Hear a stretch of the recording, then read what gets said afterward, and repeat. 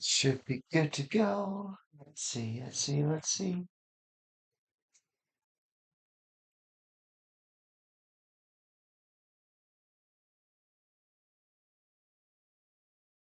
All right. Welcome, everybody. I just had so much fun this morning that I just really had to play some more. So we're going to keep the Months of Void games going. And the next one on the list is the Penny Arcade on the Rain Slick Precipice Darkness, Episode 3. Episode 3 and 4 of this series was created by the creators of the Void games. So we'll keep up with that and see what kind of RPG goodness it has in store with us for us with the wacky sense of humor. So appreciate you guys watching today. And if you're watching tonight, hello, and I hope to interact with you in the chat or just have a good time. I want to give a quick shout out to our last stream. Squishy Elise with awesome interaction in the chat. Thank you for the Steam game once again. And thank you to Shibby WG for the awesome raid, biggest raid we've ever had before. And also thank you at the very end of our stream, we had a one follower added, Lotus Sprite. So thank you very much. You put us at our follower goal of 120 followers. So we'll see what follower goal gets made next. But thank you very much. I appreciate the love. And we'll keep on playing some fun games. So here we go. I never played this before, so it's all new to me. I know next about this, besides that the Void Games made it. I can give you the very brief description of it. Let's see. New Arcadia, 1922. Ah, smoke it. The startling development agency is aptly named. Through a combination of dumb luck, vague prophecy, and the occasional, murder, they are killing gods left and right. Tycho Erasmus Bray, son of Tycho Erasmus Bray, has inherited the family's penchant for the destruction of the entire universe. The trouble is that everyone else keeps trying to do it first. He likes long walks on the beach, Aldrich weaponry, and oblivion. Jonathan Gabriel is, well, he's Gabe. They have sought and finally secured the Necro Wambacon, a loaf of incredible mystical wisdom, for everyone but them. Which brings us to Dr. Blood, whose piercing gaze and timely appearance in the narrative mark him as a man to watch. Dr. Blood, saucy. Alright, let's try it out. Where's Mr. Mouse at? There he is. Let's get this audio down a little bit. There we go. That way I'm not screaming over the audio, but can still hear plenty. Alright, what we got here? So we got new game, continue, option credits we saw. Getting in a bonus scenario that takes place before the main story. It's strongly recommended that you play through the main game before playing this. Well, that's cool. We have a little something side to do after we put the main game. Begin a new game, an RPG adventure of legendary proportions away. We've been doing normal on these. You have to be insane to choose this difficulty. Normal. Everyone looks like they're supposed to. Costume we change the game via equip menu. Gender swapped. Furry. Or undead. Let's just stick with the regs. I do like the furry. That's cute. And gender swap's cute too. Fun options. When two gods wait on the windowsill, the wick of the world is burning still. But when one god in triumph shouts, the candle of the world goes out, the quartet for the dusk of man, Tycho Ephemeris Bray.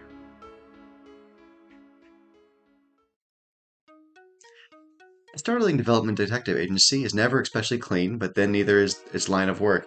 Souvenirs of past cases line the back wall, and their stories waiting to be told. Hungry! Hungry! Not now, Gabriel. We must stare at this phone. Man, do you remember when we used to do things that were awesome? Punching things, killing gods. Man, shit used to be wild. That was last week. Really? Yes.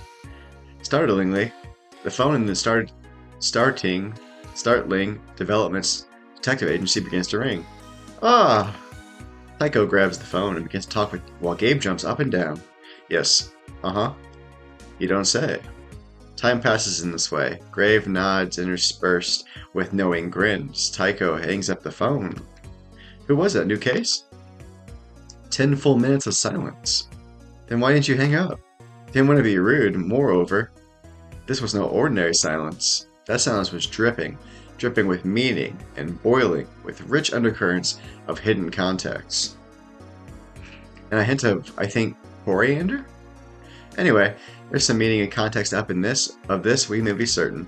We should bring a recording of it to my genius niece, Anne Claire, for analysis. You got a phone conversation of silence. You sure about this could be just a prank call? Absolutely certain, with every taut fiber of my being. Maybe.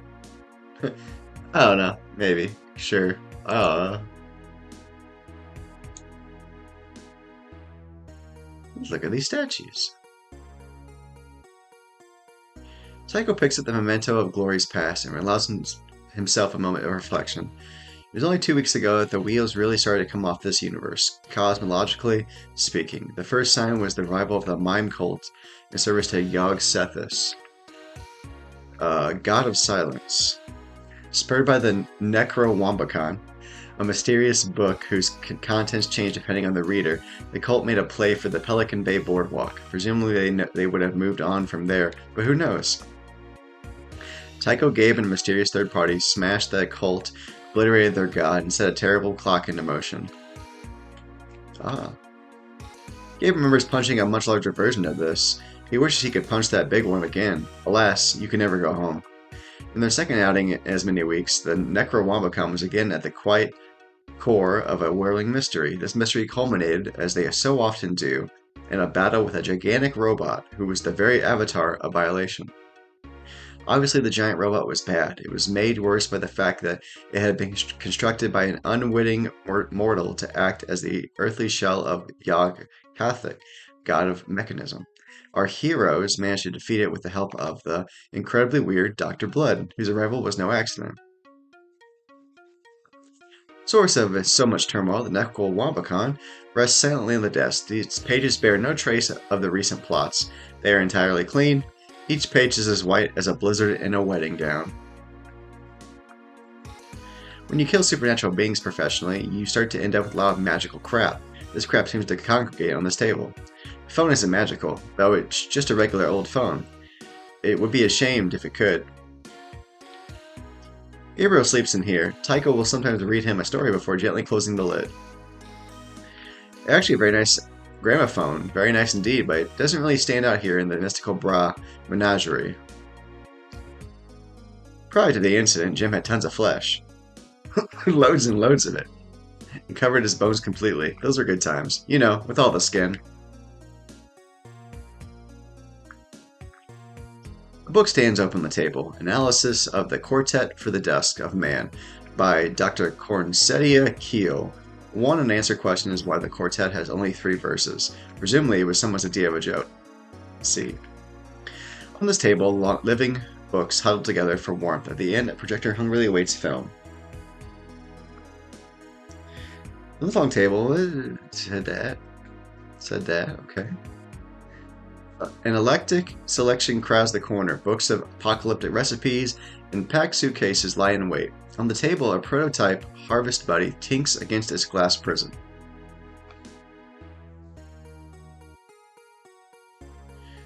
Status? Quit.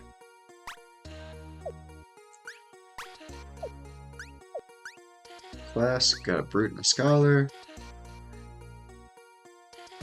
And Claire, niece Supreme, lives just down the street from here. Does she know what's up? Our feisty heroes currently have $50, which they will probably spend on medical research. Saved, okay. While on the new Arcadia map, you may only travel on unlocked paths. Press the enter key while on a node to enter new areas, trigger story sequences, shop, and more. As you progress through the story, you will unlock additional paths and even greater adventure! I wonder what we would do without Anne Claire. Suffer, I suspect, inconsolably. No, for serious, we would be screwed on the real. Whenever we run some shit, which, you know, kinda happens, it's always Anne Claire this, Anne Claire that. She basically runs her agency. We should call it the Startling Devian Optiments Detective Clergy. This is really hard. Come now, Gabriel. There have been many, many instances where my keen intellect has revealed the way forward. Oh yeah? Name one. Well, like the Alkaline Quandary. The who? That magical puzzle-y looking box type thing. That doesn't count. Why not? I solved it. I just punched it out until it broke open. Yes, you punched it. Under my close supervision. Goofy.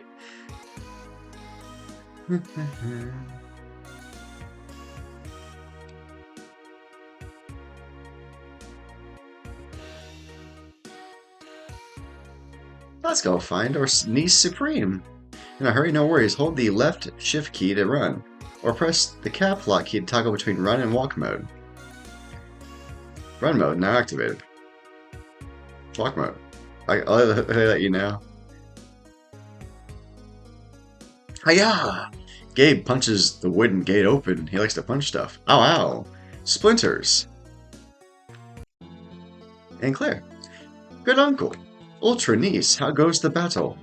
Restless. After one has slain a god, one does develop a taste for it. I knowest the sentiment. Talk like normal people! I fear my associate doth tire of our elocutions. It is an adorable rage. Grrr! Yes, like that. Just give her your dumb tape. Ah, yes. To the untrained ear, it sounds like nothing. It has no sound, but to the true Eldritch enthusiast, it swallows in complexities. Are those complexities?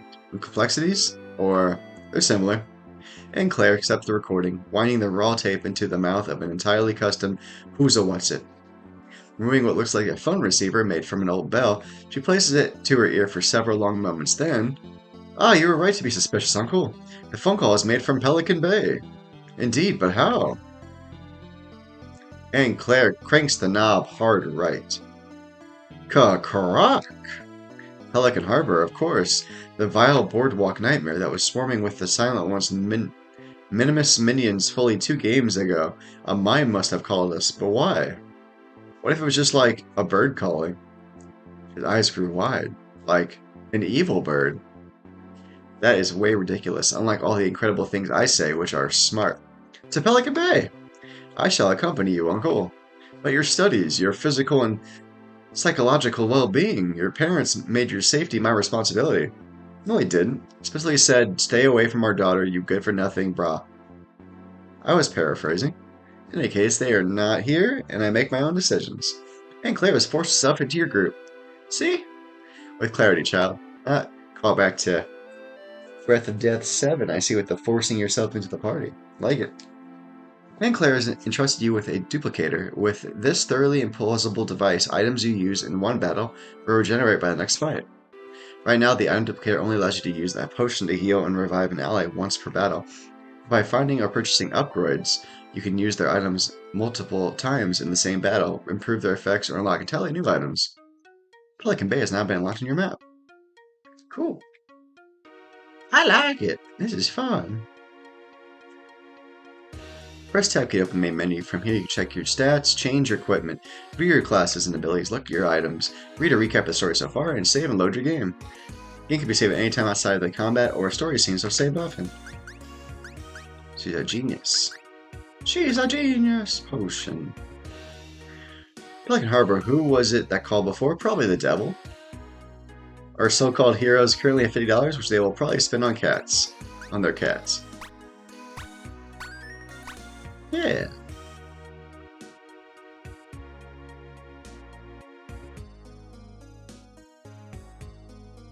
Wait, I had it on. There we go. I had it on real mode. The boardwalk has seen better days. It's ramshackled for real. It looks in danger of being reclaimed by the sea. Man, I thought this place was a shithole before. Gabriel remembers Anne Claire, looks around nervously. I mean, hoop hole. Gabe approaches the entrance to the park, desperate for a change in topic. He spies a sequence of strange markings and seizes the opportunity. Oh, what this magical writing? Wow, it's so crazy. It's like cursive or something. I bet that's gonna be it, probably. Let's see. Oh, it may be the Silent One's ancient language. I will attempt to translate. To enter Yon Park, please insert 20 blue tokens, 30 green tokens, 40 red tokens, and 2,000 rainbow tokens, because it's Pride Month, so hell yeah. They better have more tokens than anybody else. One random token may be acquired from each successfully won carnival game. What? No way, Sai. I'm going home. Aunt Claire stifles a laugh. Pay no heed to my niece, Gabriel. She's having a bit of fun at your expense. The script actually says kill every non-believer. Oh, were you? Okay, I was worried there. Many but not all of your abilities in battle require MP to use. Your characters will gain 1 MP every turn. MP isn't carried over from one fight to the next, so don't be afraid to use them. Enemies don't need MP to use their abilities, but don't underestimate them. Enemies get more powerful with each passing turn, so defeat them before it's too late. Let's fight them! Attack.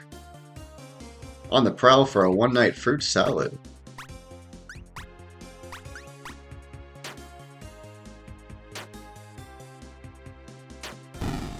Nice. Nice. Everybody's so strong. Another sexy victory screen music. I love it. All enemies have been defeated. Gain a full HP. You gain 3 XP and $6. 6 doll hairs. You find duplicated upgrade. Potion quantity up. You may not use potions one additional time in each battle. Nice.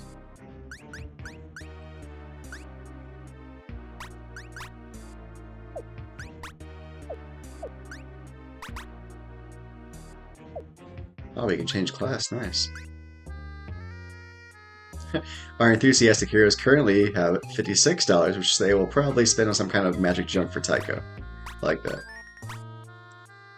I like how it keeps changing the answer. Doo, doo, doo.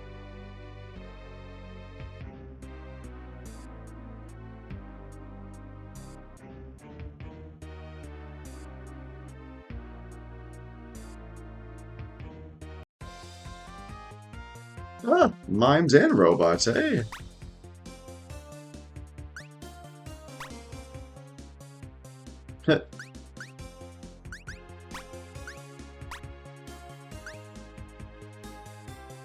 Heaven holy magic.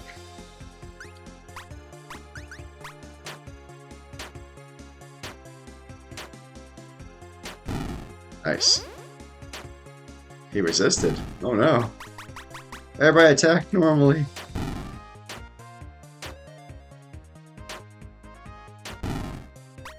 One robot remains. He's thrusting with all his might. I see.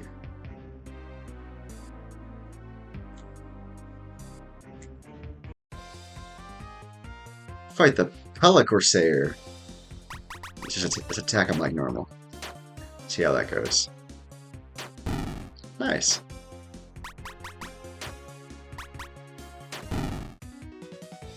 Oh yeah.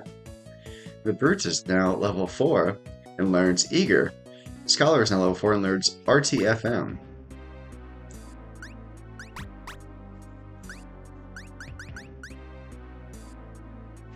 Spend on their 401k. Okay, so we have a robot here.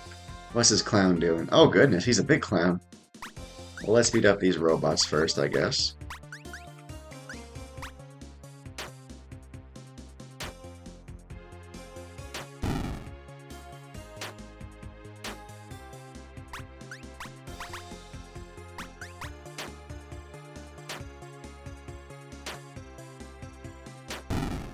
But now we can all focus on the clown.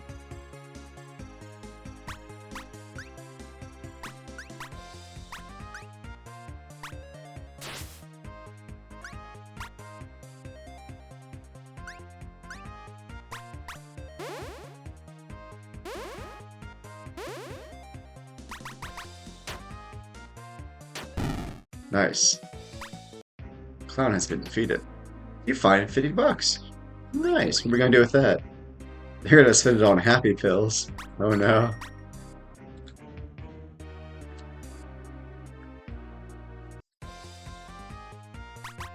You know what to do, guys. Let's just attack them. We can beat them. Ain't no problem for us. Hell yeah. Ask my boys. And girly. Breeze level 5, Scott's level 5. Nice. Who's the... Okay. She's already above a couple levels above us. Mimey. Mommy Wimeys get smacked. I don't know if he knows, but we're stronger than we were a few minutes ago.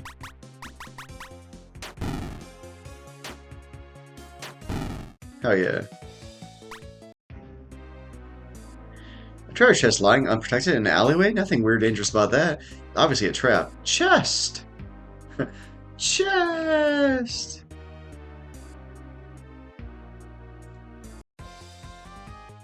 Ah, there was something there. Let's beat up these axe fishes first.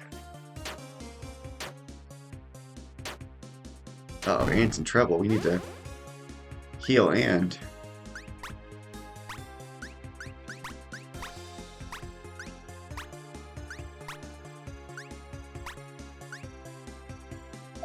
Let's do that. Anne, no.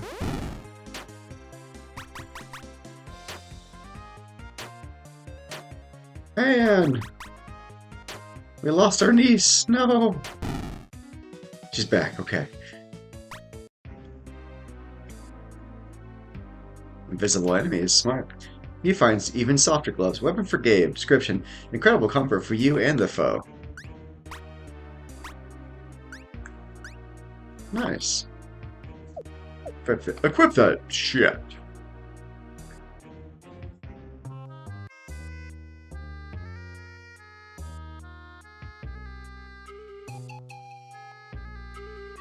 So I think we got everything down here. Indeed. Okay, up we go. Tycho, why is this an octopus covered with mime makeup running towards us? Indeed, Gabriel, is a question for our age. What would convince an octopus to abandon the shackles of normalcy and don the attire of the accursed brotherhood? Surely this is a case of shattered young invertebrate, empty within, more mole husk than mollusk.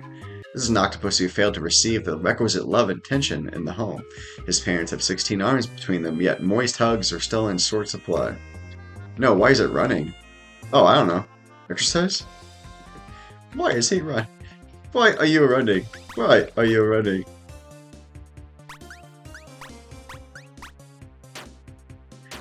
Beat up these pelicans first before we beat up Big Mime Machine Man. The Mimey McMimey.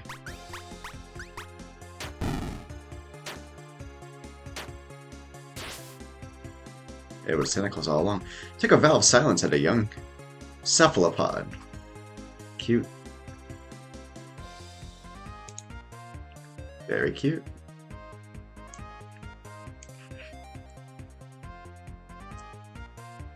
Let's just try attacks. See if we can all survive this.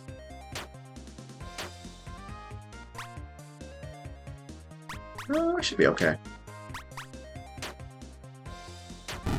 Yeah! Brute's now level 6 and learns Brute Punch. Scholar is now level 6 and learns Ice Shards. Cool. Oh, another with swords.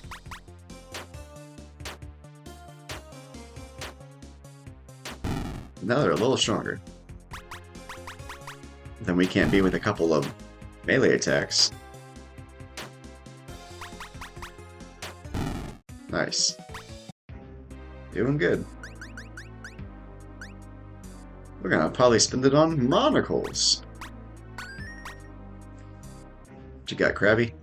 Certain battles have unique battle conditions that may have a large effect on the outcome of the battle.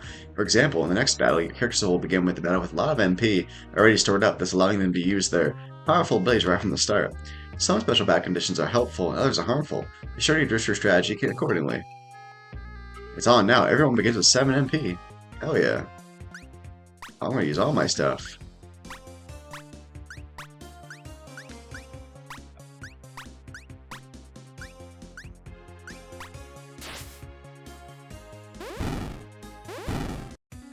Oh yeah.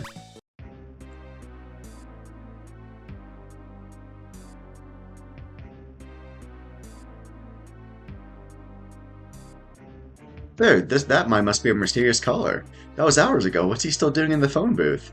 Gabe opens the phone booth and the mime falls to the ground. There is no thud. Oh, silent in death as he was in life. There still be a clue to be found here. Help me paw at this helpless body. Look away, precious niece, oh niece of the year. Let your Uncle Tycho manage the corpse looting portion. Pray we uncover a clue with ease, so we need not conduct a more comprehensive search. I know what part you are talking about, and I call not it. Gabe and Tycho may handle the dearly deceased for a while. And I mean a while. As in, too long. Aha! Tycho finds out a bundle of photographs. First picture, mimes having a party looking all friendly.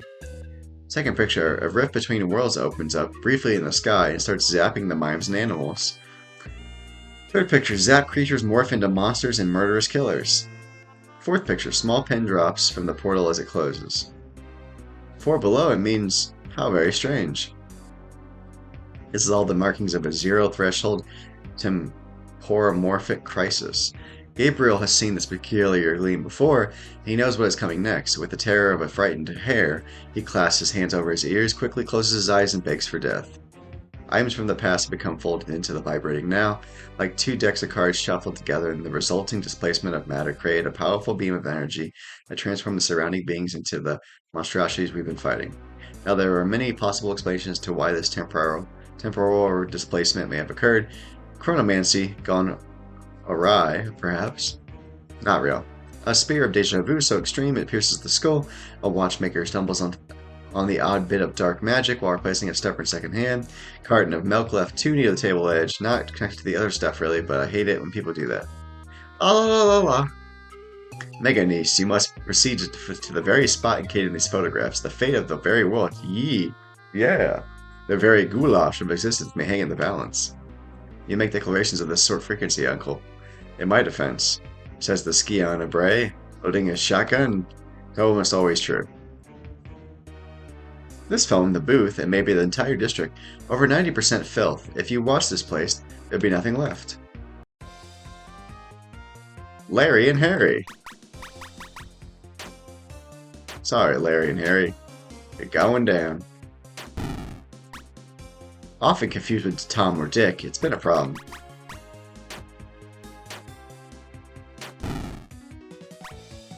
Genius is now level 8. We shall save. We're gonna get some pogs. Nice. Very retro.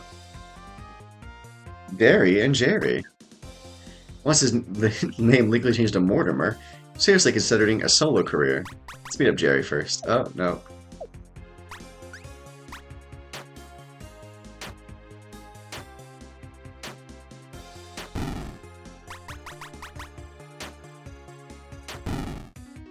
Hell yeah. Heck yeah. Enemies are 30% more powerful. Oh dear. Soul of the band, really. Let's hit up, I guess, the weakest one first.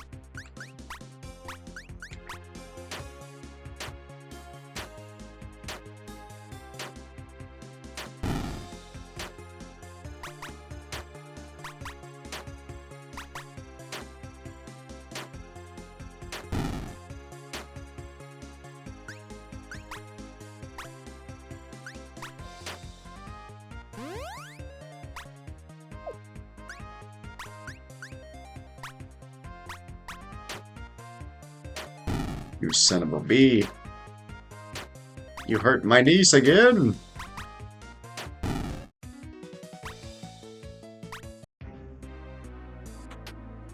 You find a cheap magic ring.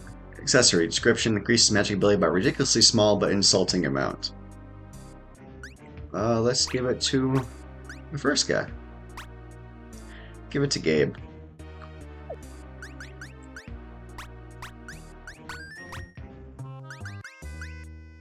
We're gonna buy some fancy shoes. Ball drop booth, it appears it dropped its last ball. My balls have finally dropped. Hello, sir. Remember when we killed the mime god? You speak of Yogg-Sethis, the silent one. Yes, I do remember that. It kind of sticks out. Although we didn't so much kill it as we did sever its connection to the mortal realm. That mime heading over here isn't as big as the mime god was, is it? Tycho sizes him up. He's large, but not god large. Gabriel becomes sad. Goodness, he is Optimus Mime. Goodness gracious.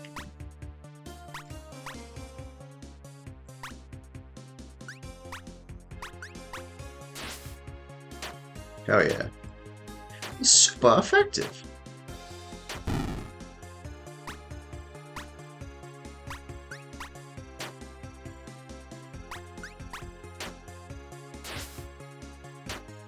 Let's get rid of the henchman. Perfect. Now it's just the big boss. Right, I can do a medium attack.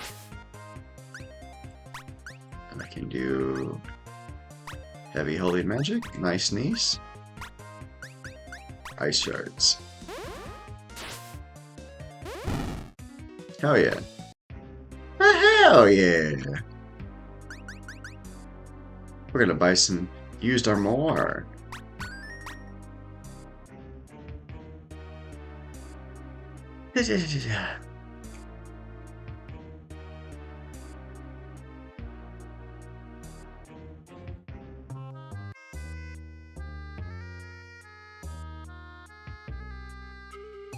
Krabby! When an enemy takes an unusually long amount of time to perform their next move, watch out. Chances are they're preparing to unleash a powerful attack. Consider using the defend command to avoid a potential disaster. Not only does the defend command boost your physical and magical defense temporarily, it also gives you a brief boost in speed, perfect when you want your next turn to come faster. A dude on a walrus and two crabbish. Cute. Quite cute. You gotta wonder what is going on with these two.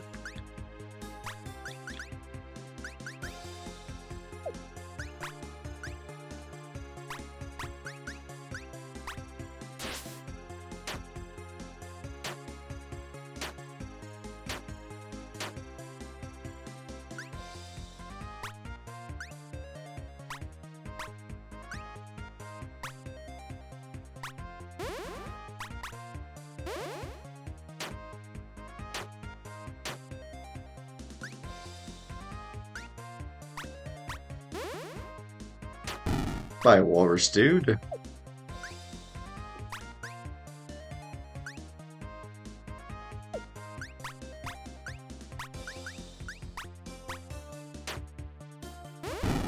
Heck yeah. Let's attack this last one together with all we've got. Heck yeah. Heck yeah. If you want answers, the boardwalk, that dark road is paved with dead mimes. Our mystified ears currently have $467, which they were probably spent on pogs.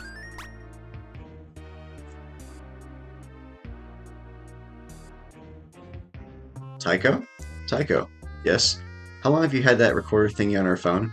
Years. I parsed each conversation fully, training each one for vital clues. Every conversation? Yes, Gabriel, all of them.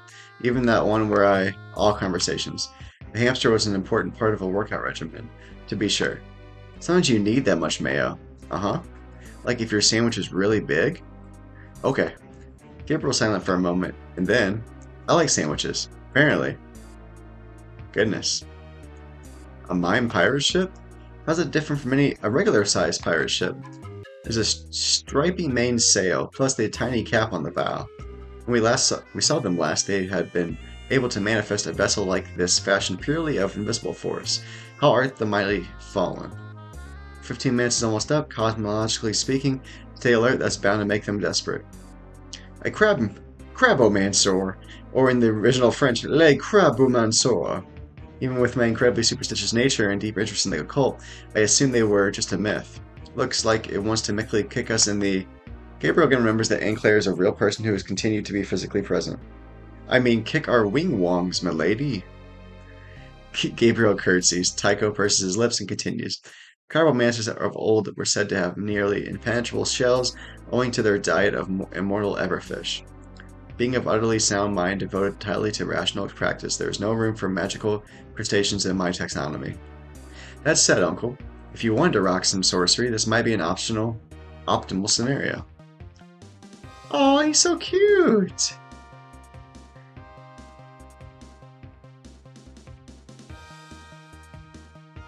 Right. First blood. Attack, attack.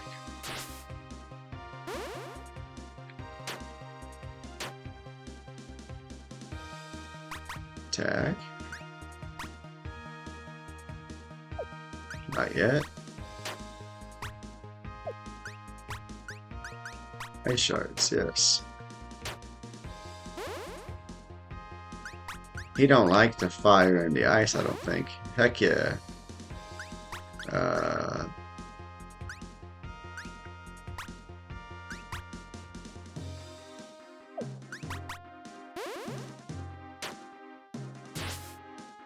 Oh, snap.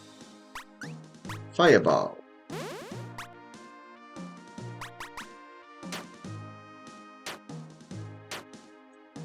He's pretty good against those normal attacks, but he's not good against elemental stuff, it looks like.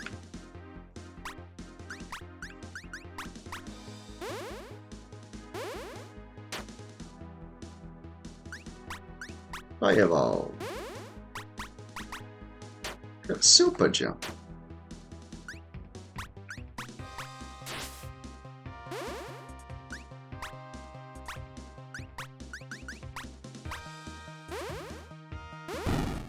Hooray! Cabromancer has been defeated. It's level 8, level 8. Here they are, the ancient doodads. And Claire shoots them a look. It's Latin. The mimes hauled them from a point of temporality to this ship of safekeeping. I wonder... Oh crap. Sorry about that. I wonder if they had any idea what they were hoarding in here. These are class pens. I always wanted one of those, but no, the other kids said it wasn't cool enough, but it is they who were not the cool ones. Not that type of class pen, Gabriel. Class is in a type of person. They were crafted by the Dowager Praxis, a kind of seamstress coven. They liked to transform their enemies into tasteful accessories. This is their thing. The victim's knowledge and skills were wholly intact, though. Just pinning one to your clothing can perhaps alter your very form, granting you wholly new powers. The best part, these pins almost never override your own consciousness. Almost never. How never are we talking here? It's rare. You have the ability to add a second class to your characters. The Tube Samurai pin, power to adjust to any situation with a variety of useful stances and attacks. Crabmancer pin with the power to withstand any attack. The Hobo pin with the power of street brawling and affecting hoboism. Gentleman pin with the power to fight evil through timely heals and cane smacks. The Cord Wainer pin with the power of shoes, and the Slacker pin with the power to hang out and stuff. Element Store pin with the power of the elements. Route to the atelier of the Docksmaker practicing locked.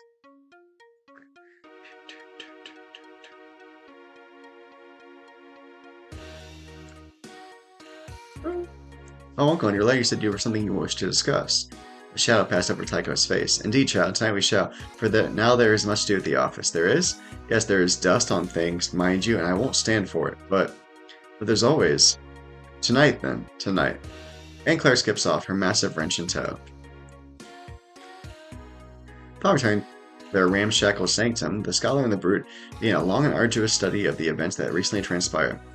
Maybe more appropriate to suggest that Tycho began a long and arduous study of the events that recently transpired. Gabriel was thinking about getting a dog. Maybe a cat. Briefly, the logistics of giraffe ownership were considered. Several days passed in this way. And then one day, while Gabe and Tycho were trying out a new water slide park, something happened. Dr. Blood, I've heard you beast show yourself. Here I am. Take me up. Seize me and we'll claim your husk. I will assemble your accursed collection, Diabolus, but you will hide that name in your spine, secret beneath the binding, and speak it never. Dr. Burp, I can't. Sorry. The Necrowombicon. Hestia. Hestia. Gabe and Tycho return. When it comes to wetness, I mean like being wet, water is king. True, Gabe. Wait, where's the Necrowombicon? Jim, you had one job. Bad, Jim. We leave you in charge for just a few minutes and half the office is gone? Actually, I think it's just a Necrowombicon. I know I said that after the incident with your skin, your body, or whatever, we'd always have a position for you. Position on the shelf at the very least. But I don't know how else to say this. This experiment is over. You are uniquely unqualified to act as head of security. Jim hiccups. It's not clear what emotion this represents. Plus your jar is dumb. Gabriel. Whatever, his jar sucks. It's dumb and I hate it. If Jim has a position on Gabriel's position, vis a vis his jar, he keeps it to himself. So it's back to fieldwork for you. Somehow just do your best. Jim and his jar have joined their party. Apparently the phone in the startling development detective agency begins to ring. Twice in 1 month? Echo grabs the phone and begins to talk while Gabe makes funny faces at the immobile jar. Yes. Uh-huh. You don't say. Echo hangs the phone up. We've been summoned by Dr. Euripides Hart, creator of the... Curator? Sure. Curator of the Museum of Contemporary and Ancient Works.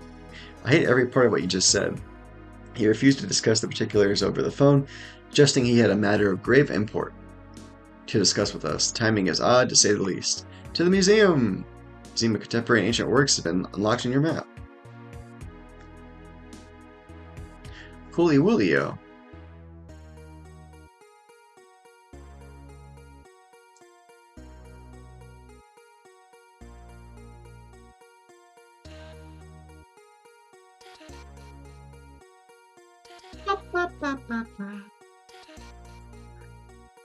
We go see our niece. The new Arcadia Bazaar is open for business. Weapons and accessories now available from their respective shops. What's more, you can now upgrade battle items in the item shop, increase their power and number of uses, and no, I guess that's it. Oh man, we gotta get that Anne Claire up in this. There's a pause. Not long, too short for Gabriel to notice, and then possible, I'm afraid. No, not really. We just go over there. We've done it before. It's not impossible because we can't go there. It's impossible because she's not here. She's with her parents. I thought they hated her. Tycho shrugs. Stall is immaculate, every heinous implement arranged just so. There's a sign on the counter which says, Francisco Villaseñor, Death Merchant. The sign probably refers to the man behind the counter, arms folded, his jaw set. You have 5 minutes. Okay, dokie. I don't have much money. Well, I have that already. Can't afford that. I can get that from my friend.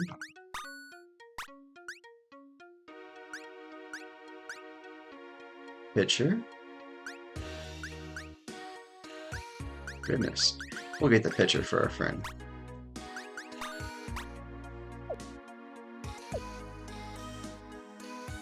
Five minutes, then go. We will sell this off. Not the best weapon, no. Sell. For your business. For them, what needs killing. Not great, even by jar standards. Alright, cool. Oh yeah, items. Ah. A chime is thick as Gabriel rests an arm on the counter. A sequence of increasingly loud whumps are heard from the back until a man materializes from the curtain. I'm coming, I'm here, what's up? What's going on? I was thinking we could buy stuff. Yeah, might as well. Ah, upgrades. Potion uses up. Nice. Equipment. First thing one might notice about the wares in the stall is that everything, virtually everything, has at least some blood on it. It's hard to notice much else after that. Gabriel picks up a gruesome bike seat with 2 fingers, puts it back down. This one's nice. Ha ha ha. Where'd it, come from? Oh, you know. Around. Ooh. What can we afford?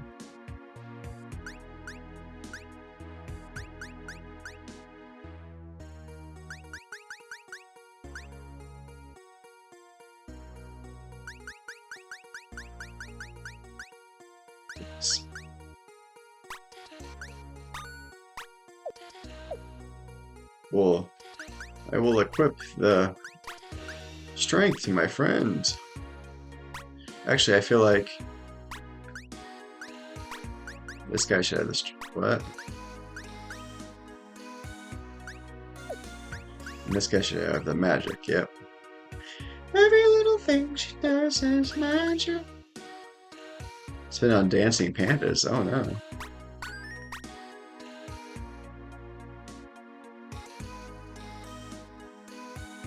Ooh, a coliseum.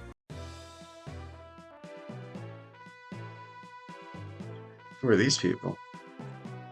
I used to feel bad about watching brutal gladiatorial combat because it seemed like there was something deeply immoral about it. I couldn't put my finger on what, but these terrors have already dead. That really puts my whole ethical quandaries aspect of my bloodthirst to rest.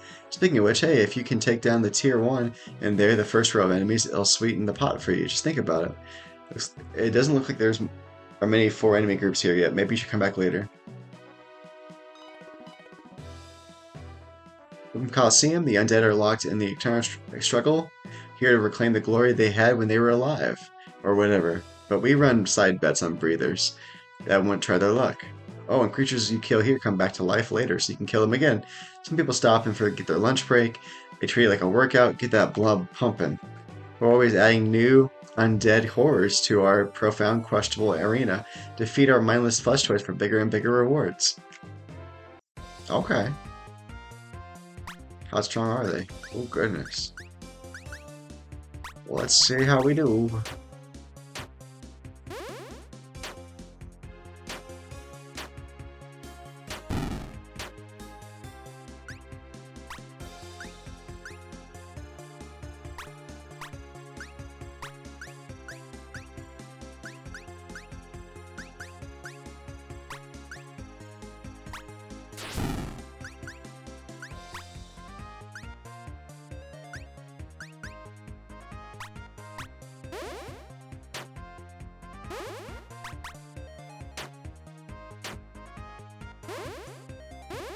We in trouble.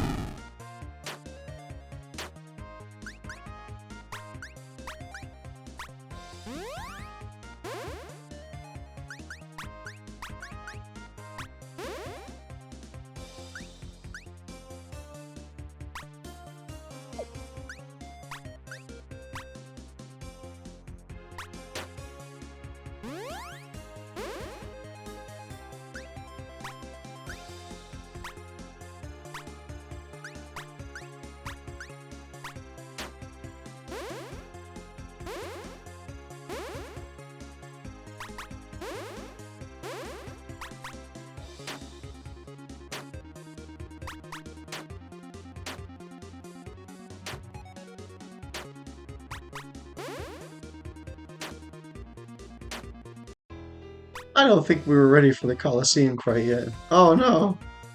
Well, let's try again, I guess.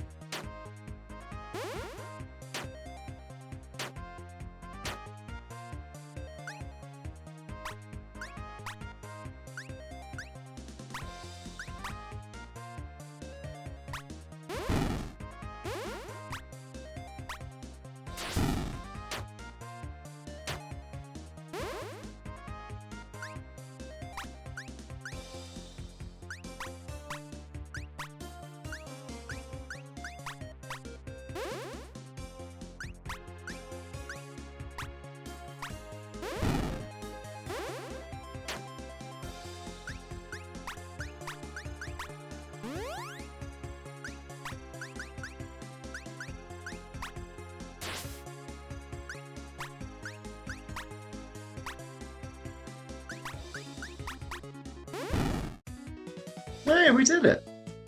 Necromancer is now level 9, Tube Samurai is level 5, learn strength. Da, da, da, da, da, da, da. Nice.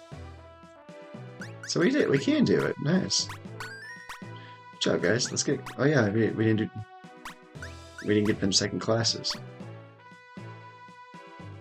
Base attacks. I like it.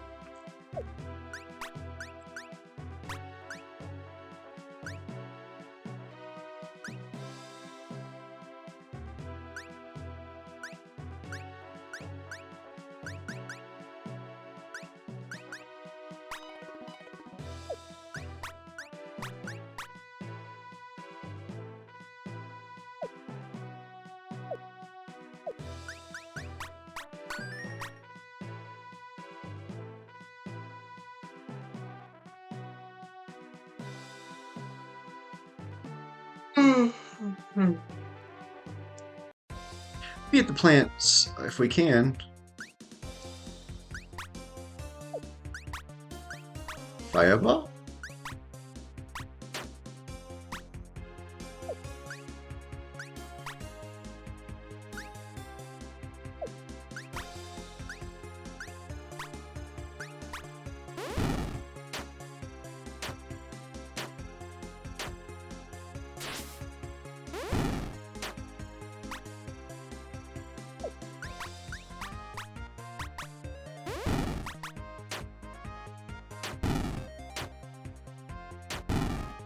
Should have fought these guys first.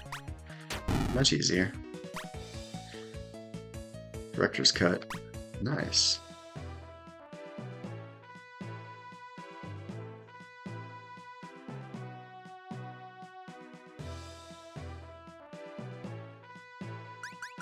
We did it!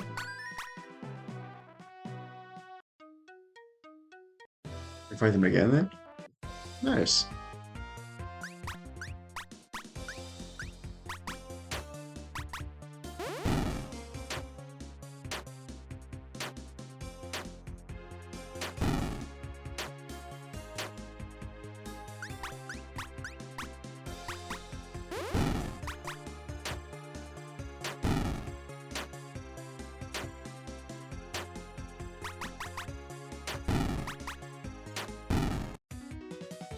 Yeah.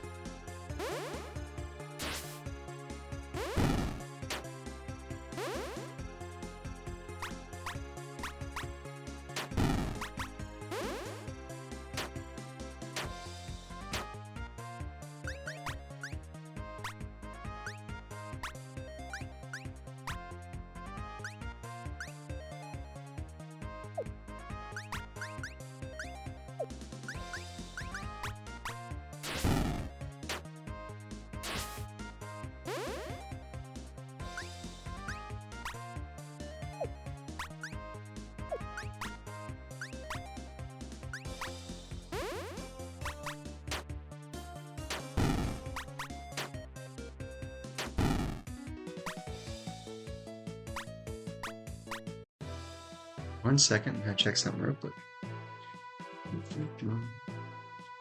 I heard a sneezing baboon.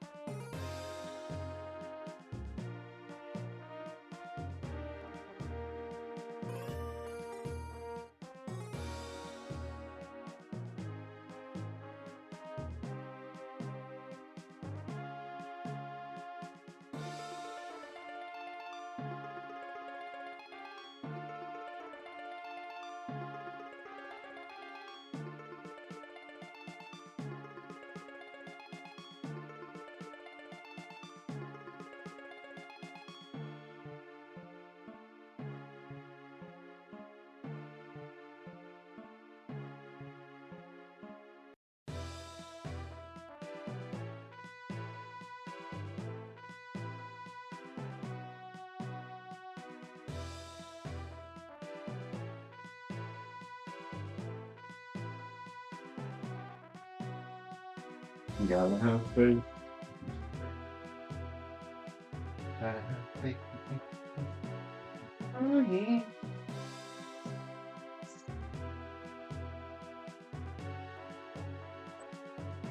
All that means.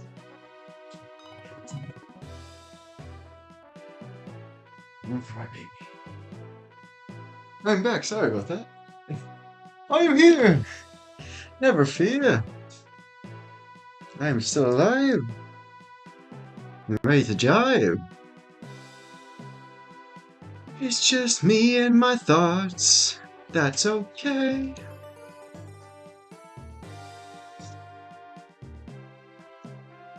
Ain't no thing but a chicken wing.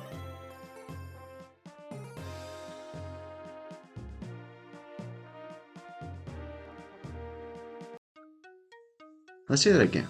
I feel like we're getting some good progress, getting some good experience points by doing this. And since no one's watching, it's good that we do a little grinding.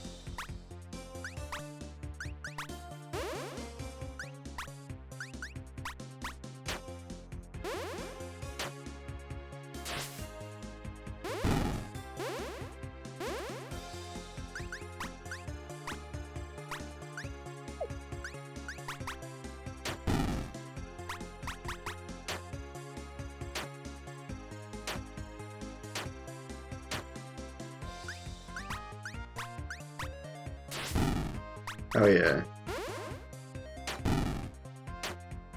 And then there was one.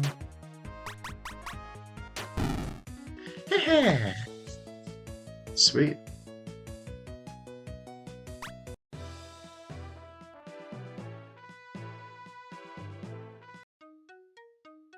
I think we're pretty good. Do we have enough money to buy things now? I think we got all the weapons, right? Oh no, it's lost if we couldn't buy it.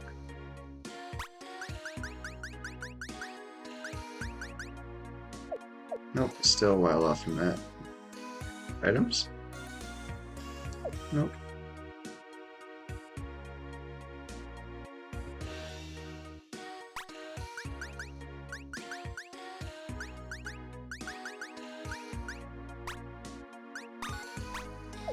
I need this for Jim. I feel like he gets he has more trouble with his health. Hmm.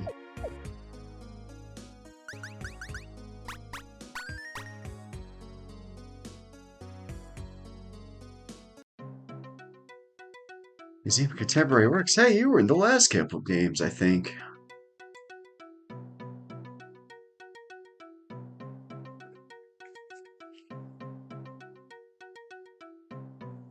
Where'd you find that costume, cool person? I want your costume. That's no costume, Gabriel. What we see before us is an actual hominid. It's a warping weave of the Necrowambicon. It's wrestled these wax men from their inanimate slumber. Take care, these spears are real tough.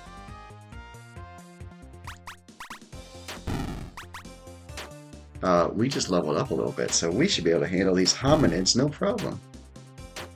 Ain't no thing.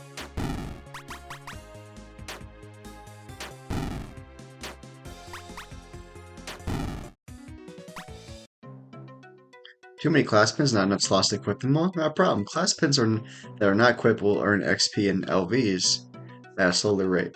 Oh, and don't even try to equip the same pin on multiple characters. That way leads to madness, i.e. you can't do it, and if you try to do it, just remove the pin from the character who's wearing it previously. Ah. As bases go, Gabe gives it about a 7. Oh. Well, man.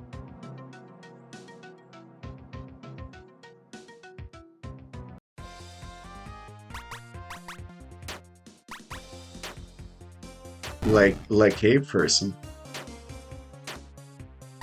Beat him up. Beat him up, break his neck.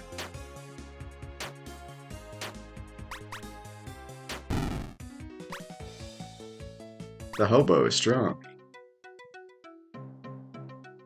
Hello, lady. Moira. You!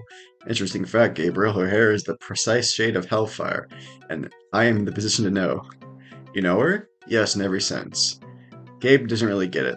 Indeed, Mr. Brow, where are your manners? Aren't you going to introduce me to your associate? Gabriel, this is Moya Zozan. She was, that is to say, we were quite young, i.e., we were married. I know, try and imagine it. What? You never told me you were married? There's a lot to discuss in a given day, Gabriel. I try to confine our discourse to the crucial topics. How's Aunt Claire? Good, I hope, despite your best efforts. That one gets through. His face hardens. Brings you here, Moira? Still workshopping your gumshoe act? Yes, I know. Regular old human mysteries. Not enough divination for your eclectic tastes. Do you deny the existence of savage, otherworldly forces? Not at all. I've seen things. You know that. I mean, you showed me. Difference is that I don't go poking them with a stick. It's a vital distinction. Ooh, burn! She burns you, just saying. I'll satisfy your curiosity, Mr. Bray. My client is an unbeatable combination of wealthy and strange enough to want things that are hard to find, and wealthy enough to pay for the search indefinitely. He's after a set of paintings, a surreal study of the body, one of which was hanging here until it was stolen tonight. That is so crazy, someone just stole the Nequo Wamba. Wambercom? Really? She was Tycho a glance. Hush your mouth, Gabriel. So you are involved in this whole mess. I should have known. I don't see any reason to reinvent the wheel here, boys. We are all here, and ultimately we want the same thing. I'm in. Moira has joined your party. No, you're not. Moira leaves your party. I'll tell you to go to hell, but you're into that. It'll be fun. Come on. I'll even cut you in. Let's solve crimes and get offensively rich.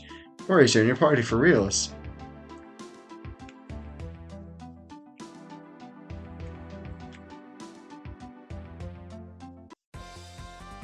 More cave people. Now we have 4 peoples. Coolio. Can we make Moira the hobo?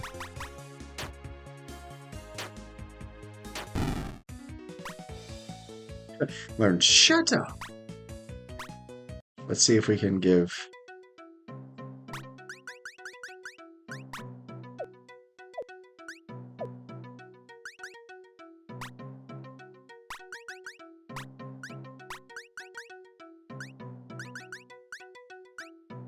hobo.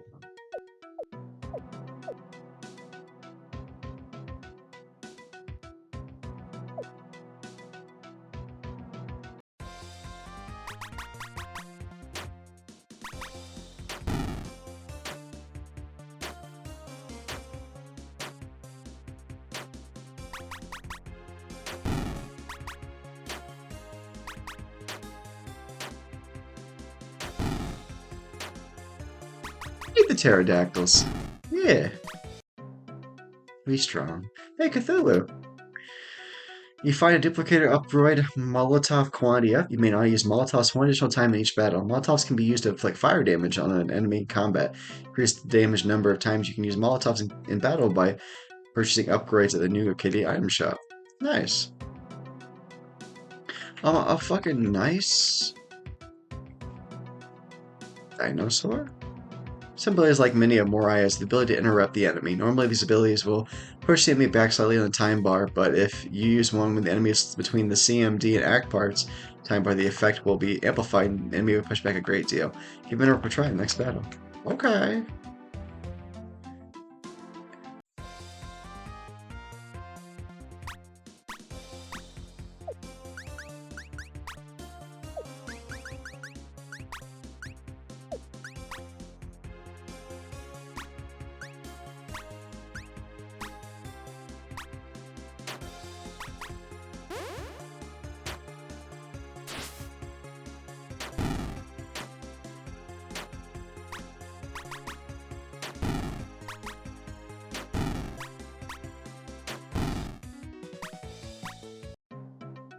The hobo is strong.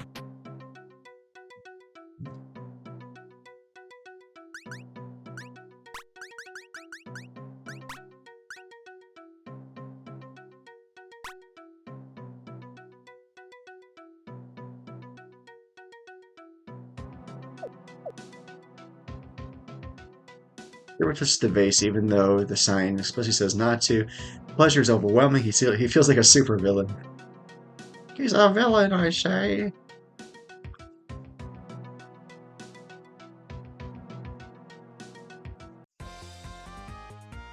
Ah, pot man. Little pot man, if you would. Goodness.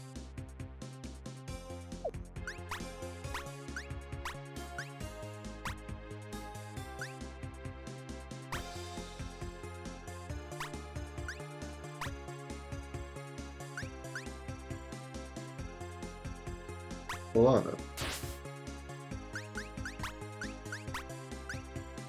Bird.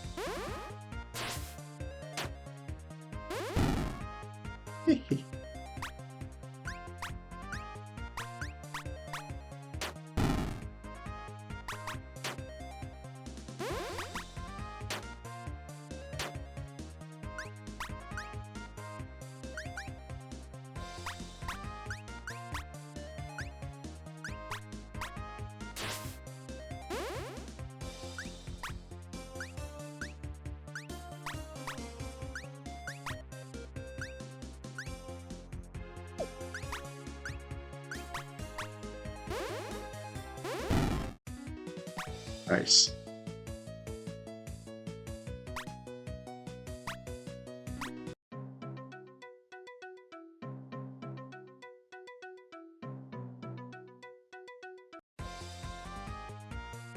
Oh boy.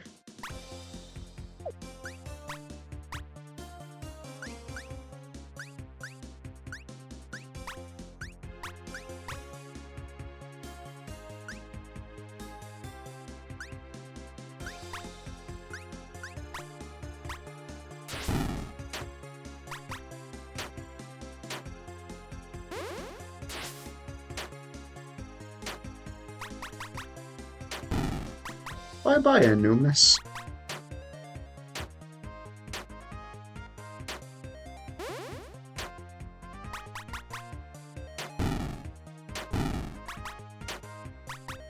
Oh no, Morio's dead. Oh no.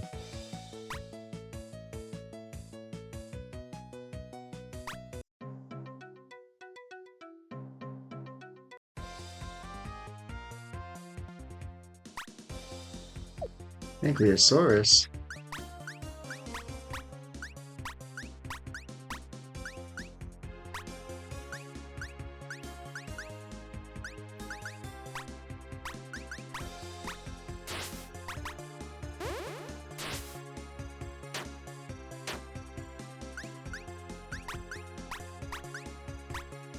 Global warming.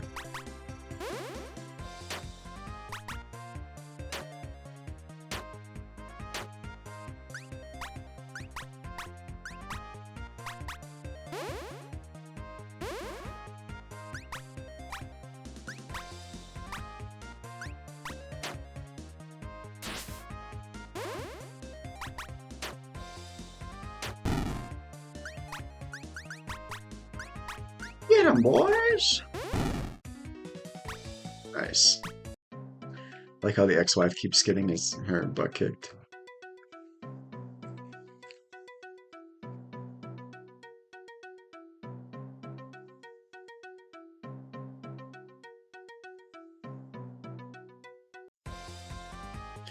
And one more thing.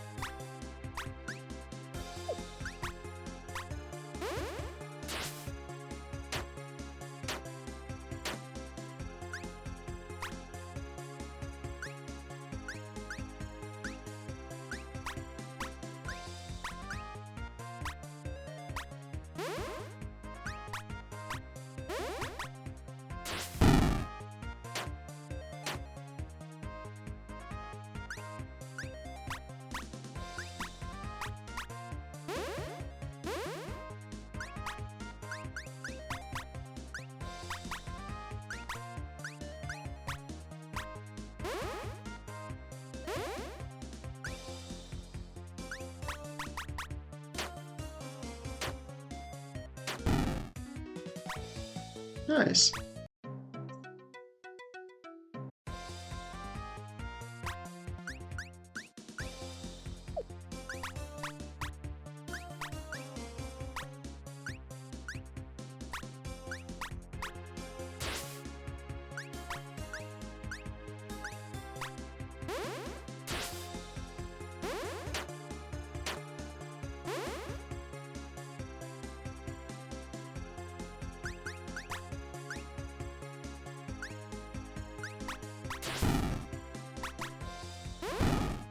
Thanks, skeleton.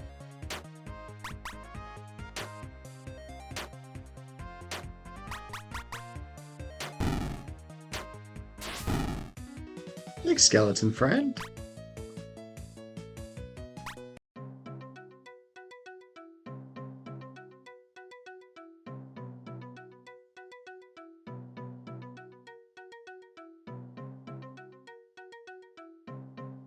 Games are faster. Oh dear.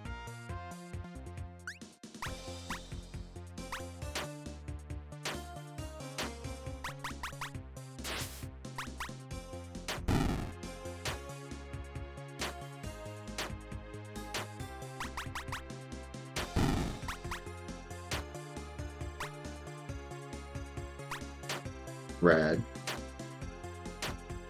I bet Tycho loves they keep killing her ex-wife.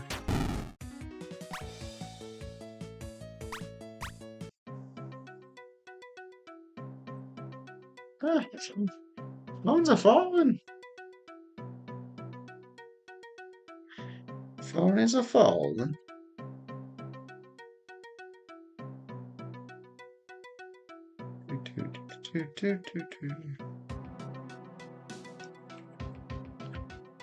Girls.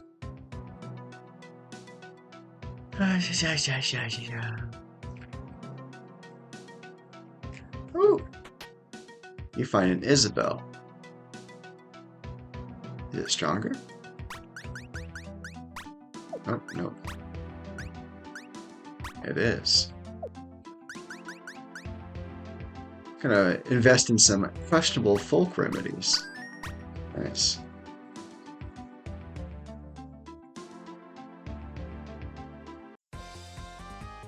Paintex.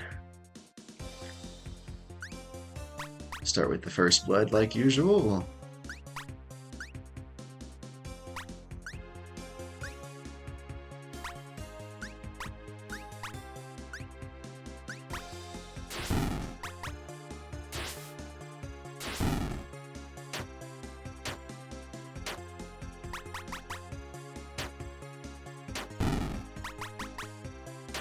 They may be resistant or strong enough to beat him.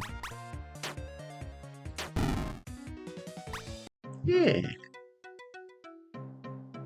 Datinka.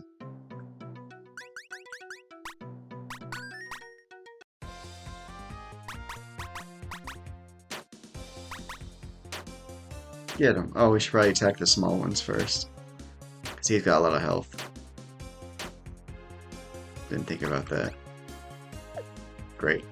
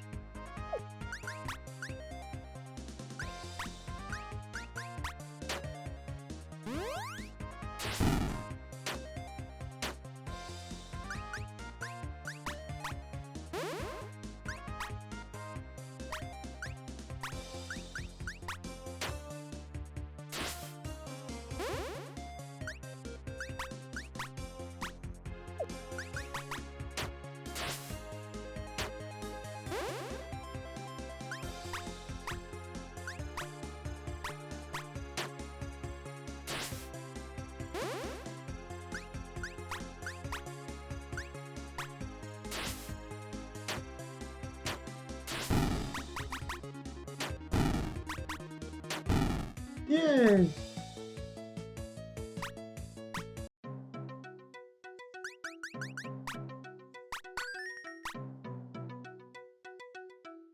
April didn't even want to touch it until he saw the stupid sign.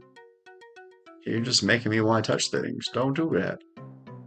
Don't ever do that again.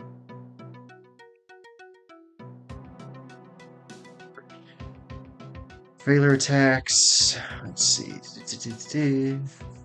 Pierce defense. Okay.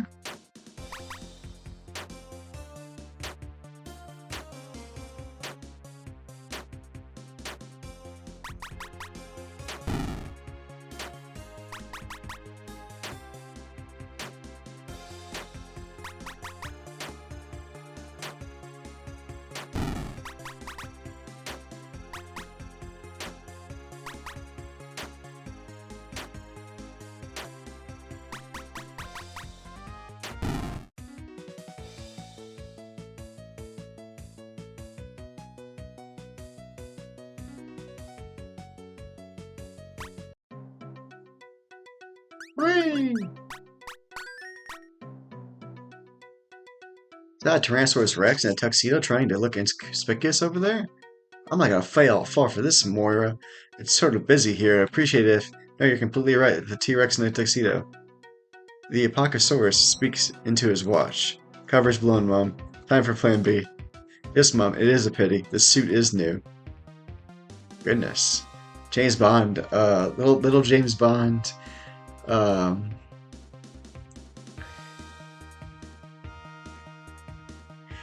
little James Bond, dinosaur, dinosaur.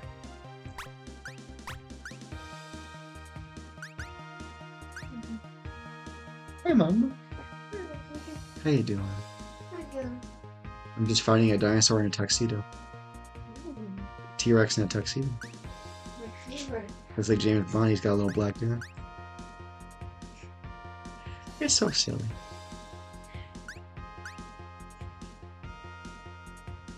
What you got? Ooh. Mario? Okay. Where'd you get more watermelon from? Really my fresh weapon. Oh, for real? Mm-hmm. Oh, did you actually cut it up? Mm-hmm. I forgot all about it. Mobby. Open. Yeah, Mobby.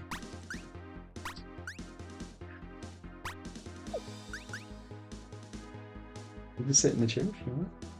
No, I'm going to go check. What's that? You stay right there. You gotta get yourself some blankies. Oh, good.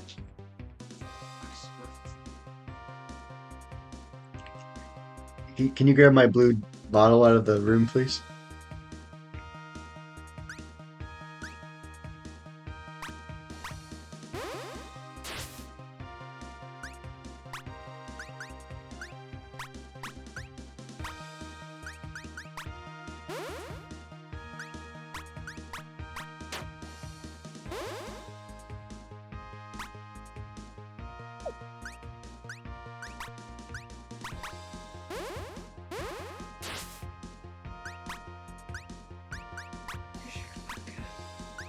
That's not vodka, ladies and gentlemen. It's just water. Sure. Maybe we'll drink on stream when we're doing like an anniversary or a big like celebration of like a follower count or something. People love that. Or the fucking the Harry Potter beans where like it's really bad flavors. People like doing that for bamboozled beans. They like doing that for like donation-thons and stuff. Oh, at least that's what I've seen anyway. How is Doggo? Supreme? Hell yeah. She's been basically sleeping. After she kicked me off the couch when I went potty, she's basically been laying there the entire time. I'll take it over peeing on the carpet.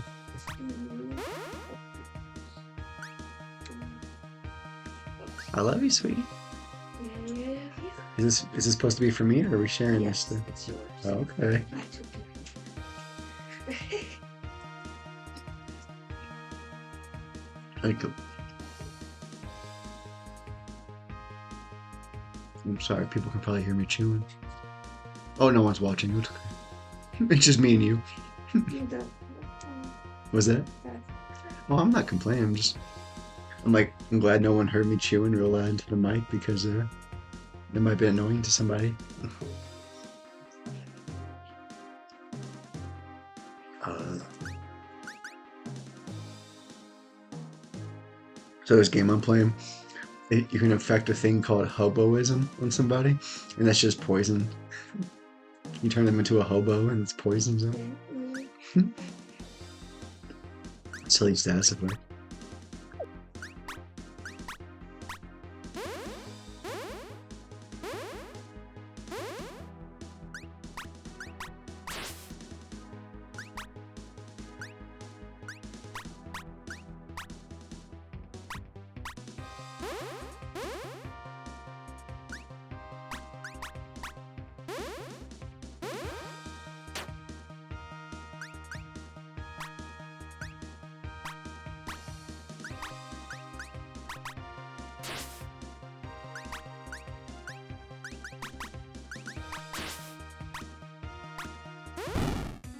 Yay!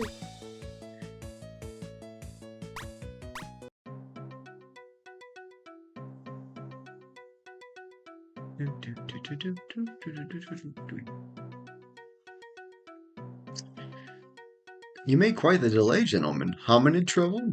Plus mummies and evil sorts of Egyptian-looking dog things?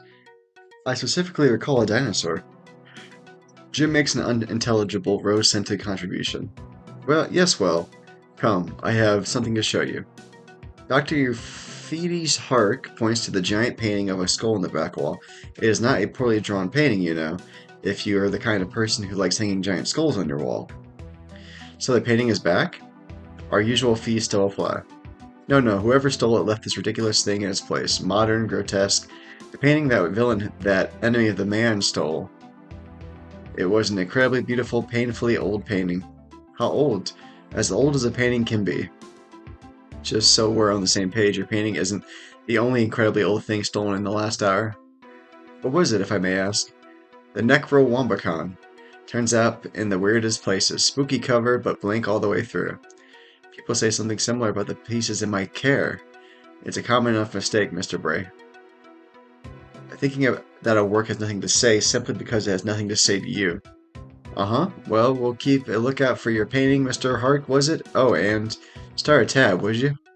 Hark House has now been unlocked to your map. Hooray! Hooray! Gabe walks ahead a bit. Jim tinks after him.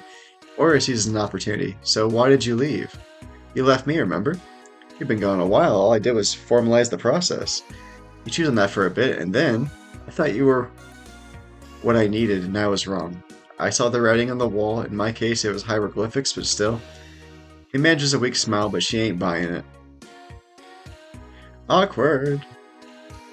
The Harks are an incredibly old clan, one of the few actual winners in the Wars of Lineage. They are a founding family. Of New Arcadia? No, of the first one. Strictly speaking, it means I don't trust them any farther than I can throw them. I know I'll feel stupid later if we don't check up on this. Well, we will in a second. I want to fight some people in the Colosseum and make some monies. Oh, we didn't go in here yet. Gabriel sidles on up. So, come here often? Ooh. The Shrine Maiden tilts her head. She don't speak. She knows speaky. Statue of the Tube Samurai. When the seamstress was still quite young, a wandering samurai visited her village. Inspired by the samurai's supreme mastery of self and intrigued by the mystical cylinder at his side, the seamstress set out on a journey of enlightenment. She climbed the tall mountains. She withstood the pressure of pounding waterfalls. She listened to both the young and the old. And then when her journey was done and enlightenment had been achieved, the pen of the Tube Samurai mysteriously appeared on her robe. Followers of the Tube Samurai practice a highly disciplined form of physical combat. Through the use of various stances, they can boost their capabilities. Great care should be taken in choosing the best stance for each situation. Nice. Who's this one? I guess I can't look at that one. Statue of the Hobo. One day, after overseeing construction of the atelier of the dowager Praxis, the seamstress saw the hobo and took pity, offering him a gift of a few coins. The next day, the same hobo returned at the head of the hobo flock like some bedraggled street priest. The seamstress asked if the gathered throng would like to see a magic trick, and when they said yes, she transformed their hobo pope into a rustic pin. This seemed to satisfy their appetite for tricks. Use of the hobo pin is frowned upon by the dowager Praxis, but those who can endure its unique character will find a strong brawler unbound by the normal rules of engagement. Among the hobo's many feared techniques is the ability to inflict hoboism, a wasting disease that devours enemies bit by bit. Statue of the Elementor. The story of the Elementor and Associates saga is far too complex and involved to tell within these walls. For the full tale, please read Epic Legends of the Hierarchs, the Elementor Saga, volumes -3 through volume Rainbow 25, part 7. Am I just saying words at this point? Did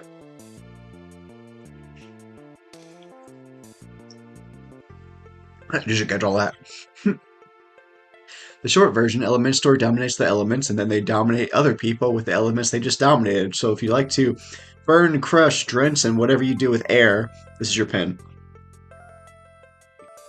Air is scary because you can suffocate. They did that on Avatar, where like the guy would put like a air thing around his head and like just kill him by choking him out. So that'd be scary. Statue of the Slacker. The Slacker pen begins his life as the seamstress' son Josh. Year after year, she urged the Slacker to follow in her footsteps, or any footsteps really, or to do anything. Year after year, he refused, as he wallowed in his own self-indulgent idleness. Finally, in a fit of rage, the seamstress declared, "Let her know the enemy of industry is my enemy as well." And she wove her arts, morphing the young boy of 34 into another pen. She regretted it instantly, of course, but it was a great-looking pen, which took the edge off. She felt that peace of the mind which comes only after a difficult decision has been faced head-on and wisely dealt with. The Slacker is one of the less practical pens forged by the seamstress. Yeah, it's not completely devoid of use. The dowager Praxis frequently call upon its laid-back vibe for relief when the stress of life becomes unbearable. The seamstress once remarked that her son was full of hidden potential, but it's thought that this was merely an expression of motherly affection, not grounded in reality. Statue of the Cordwainer. I was given to understand my shoes would be ready by noon today, the seamstress. The Cordwainer pen bestows much more than just the ability to craft artisan shoes. Practitioners gain incredible speed, the ability to interrupt and slow enemies, plus shocking, deeply inhumane shoe-based attacks. Shoes.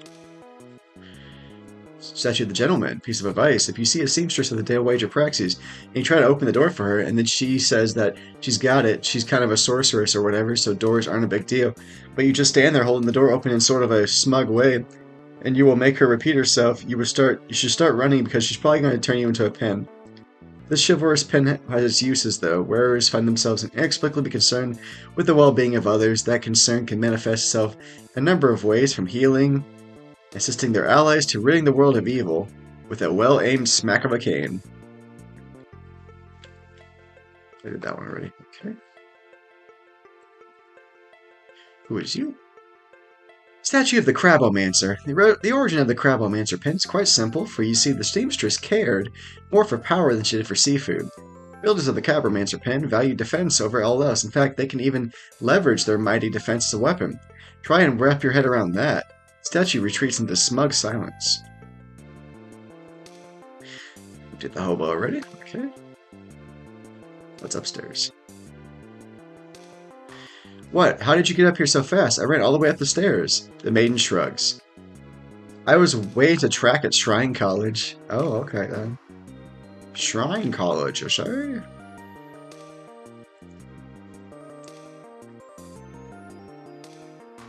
Nothing to see there. Okay. Statue of the Masochist. The Masochist fought mightily against the Seamstress, but it was to no avail. The Masochist's attacks were mighty, but they came at a cost. The mortification of its own life force. The Seamstress simply dodged each attack, and the Masochist defeated himself. The whole thing was pretty sad. Users of the Masochist pen gain great strength by a terrible risk. You wield it at your own peril. That sounds terrible. Dinosaur. Statue of the Dino Sorcerer. While sojourning in the lands beyond the Praxan Mountains, the seamstress found herself set upon by the Dino Sorcerer. Last member of an ancient and primal people, the Dino Sorcerer used the long-forgotten soaring tongue to change into terrifying lizards, long extinct. Unfazed by the immense strength and size of her transformed assailant, the seamstress realized that the Dino Sorcerer's power came at a cost, a complete lack of control. Thus armed, the seamstress anticipated the Dino Sorcerer's every move and thus secured victory over her opponent. The wheels of the Dino Sorcerer pin have been seen to change to one of the three forms: the sturdy Triceratops, the swift Velociraptor, or the mighty T-Rex. In hushed tones, there are those who say an even more terrible form exists, even though none have survived an encounter with the first strike. Statue of the Apocalypse. Apocalypse faced the seamstress, but he knew he could not win, for he had seen his future as a cute and stylish pin. The Apocalyptic is a perfect pin for patient practitioners and proponents of powerful potentialities. Okay, thanks, thank Captain Turbot. Appreciate it. You Paw Patrol paleontologist procured a precious pine stone.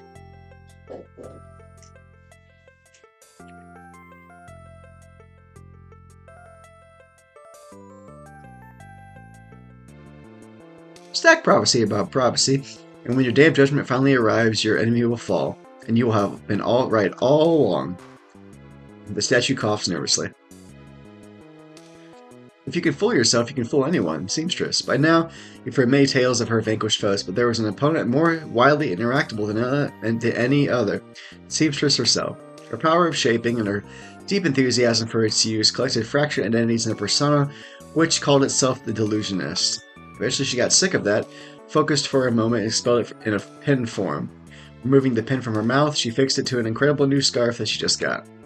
The abilities bestowed by this pin may seem foolish, but the truly wise will come to understand the power of self-delusion. Statue of the Diva. Seamstress hated the opera. True story. Seriously, that's it? Yes, she went to the opera one time just to see if she still hated it, and she did. She determined that leaving out the front door would take about 3 more seconds than just turning the soprano into a pin. Guess which one she chose.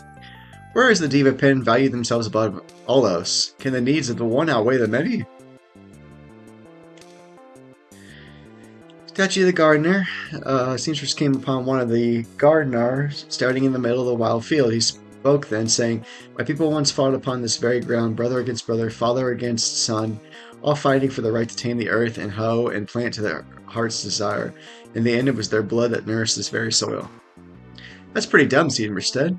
"Oh yeah?" The gardener spat, wetting the earth. Basically, she said, and balled her fist. When she opened it, a pin stood upon her palm. Those who take up the pin of the gardener have become peerless masters of the hoe-based combat, able to nick their opponent's shins and cause extensive bleeding. But it is their ability to sow mystical gardens that is their true gift. These gardens bestow a number of advantages, but be warned, only one garden can exist at a time. Interesting. Interessante.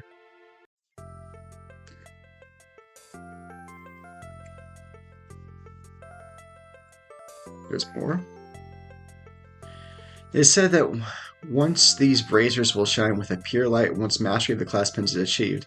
I wonder what will happen when every brazier shines forth. I wonder that too. Seriously though, tell me. Shannon, maiden of the shrine, does not reply. It's a secret boss, I bet. I bet it's a super secret tough boss. No doubt. Looking to destroy us all. Recap. It might be time for some research on this weird old dude. Our fresh heroes currently have $1,774, which they will probably spend on medical research.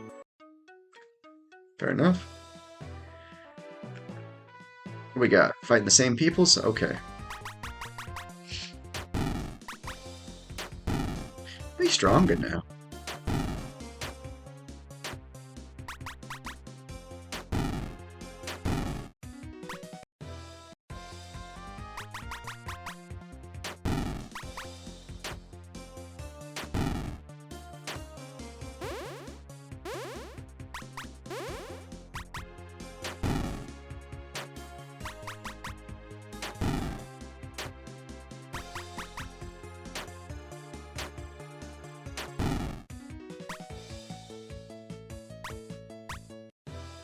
Oh yeah. Now we're much stronger.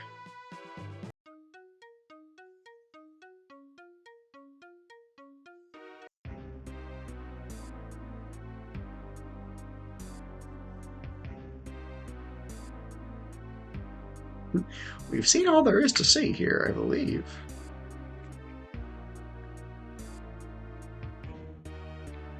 Yep, this area has been completed. Oh, wrong way.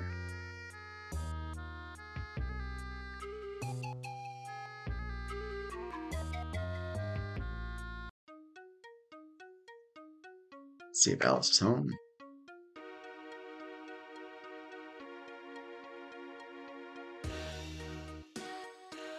Weapons?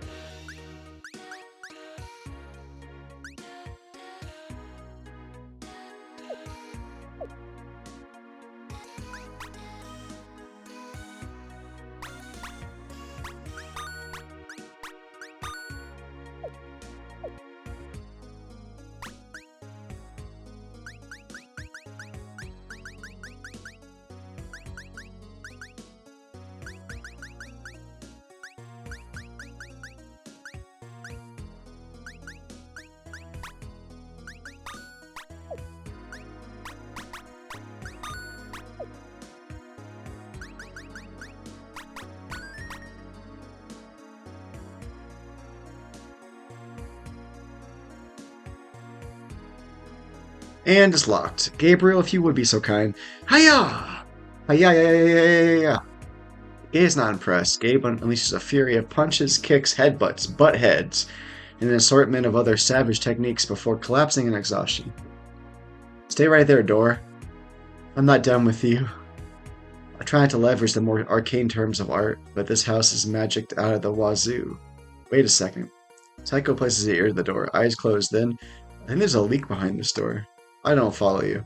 A leak is like a leak. This is hard sometimes. It's like a little hole that goes someplace else.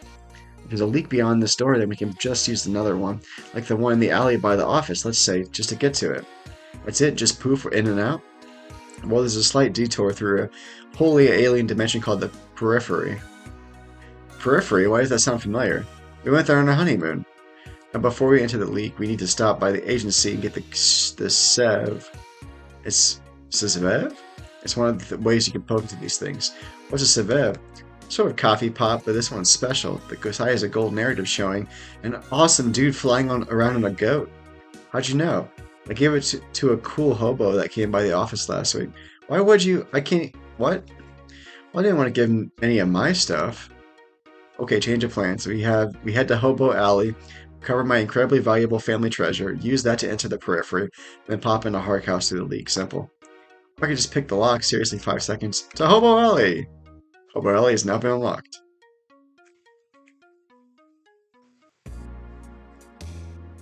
Hobo Alley is not always a blasted out alley, let alone an alley largely defined by its hobo population.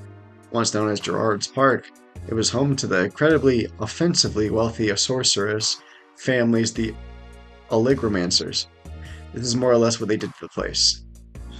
Thank you, Gabriel. I could have been very happy never setting foot here again, except you decided to spend some of my most powerful artifact, some deranged hoboid. I think the preferred term is wealth impaired.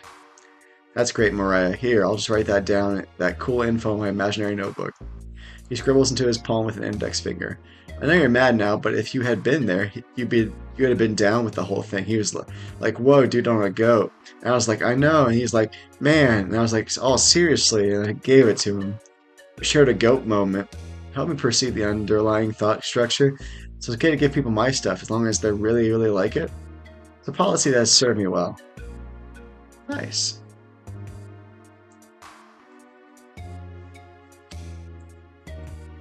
Test. Fine, duplicate upgrade. Panacea quantity up. You can now use Panacea while you're just typing better. Panacea can be used to cure hobos and poison and bleeding. Here's the number of times you can use it. Sweet. What we got? A rail rider and a box dweller. Bunch of hobos, I see.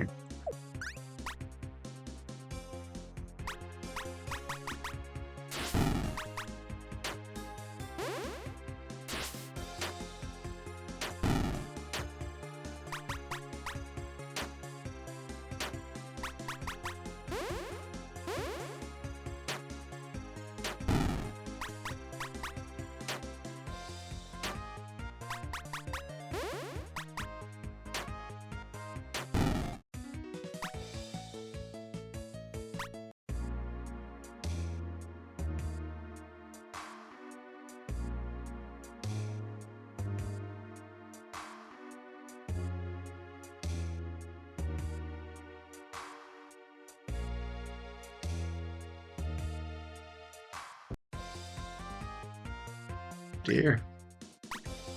A fear wig.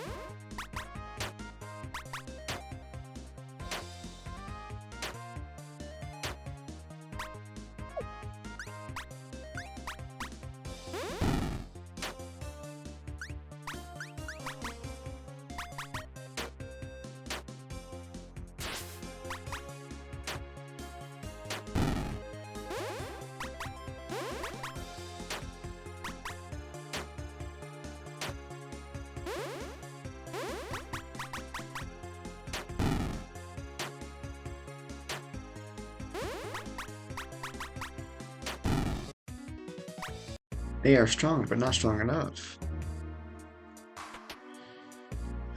Oh, yeah.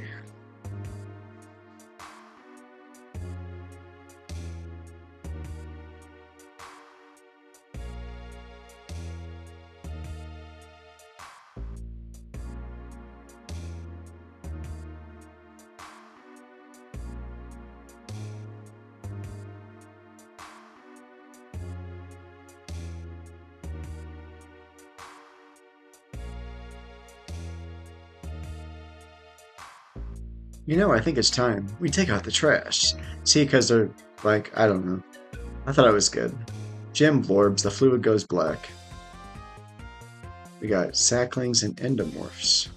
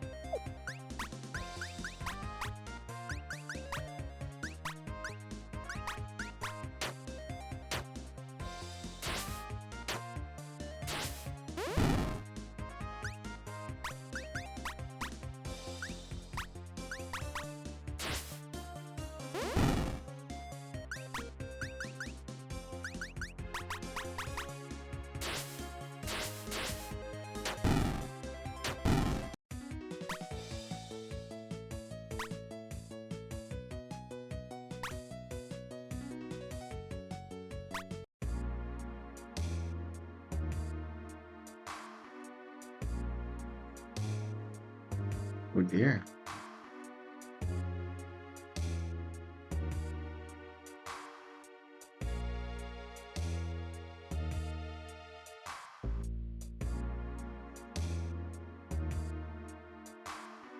So I'll fight this undead dog.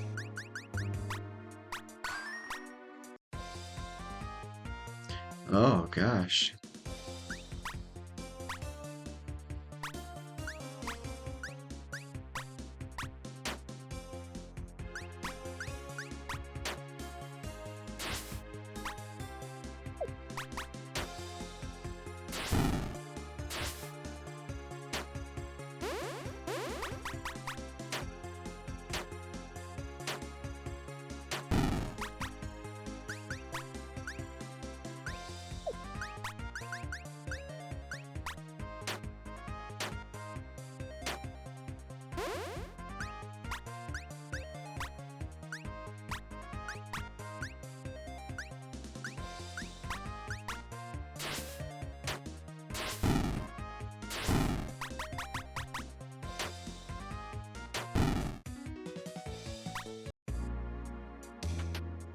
Hobo's paw. Could it be the fable's hobo's paw? Legend says if you take us the hobo's open paw in your hand and make a wish, one of the fingers on the hobo's paw will curl close. And that's it. More of a novelty, really.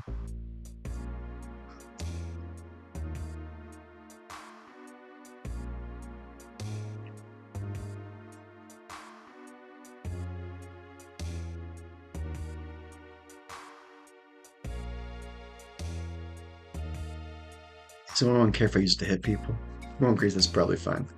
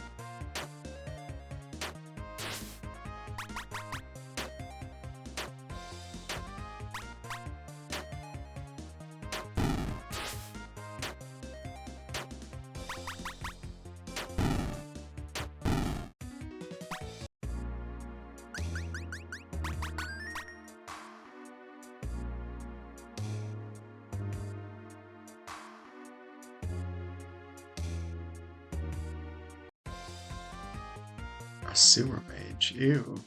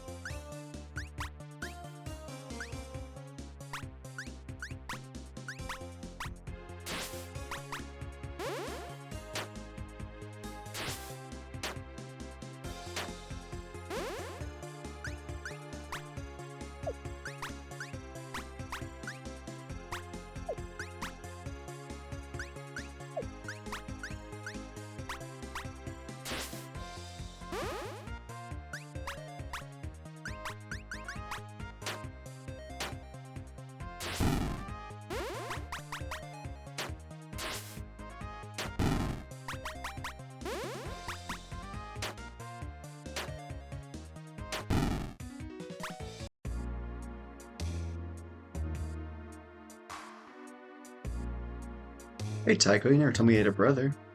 You prefer not to speak of him scarcely worthy of the brave name. His only true contribution to our legacy is my niece Anne Claire. That's not him over there. I don't see the resemblance now. Tycho, son of Rory, you will die. Eventually, yeah, it's a thing.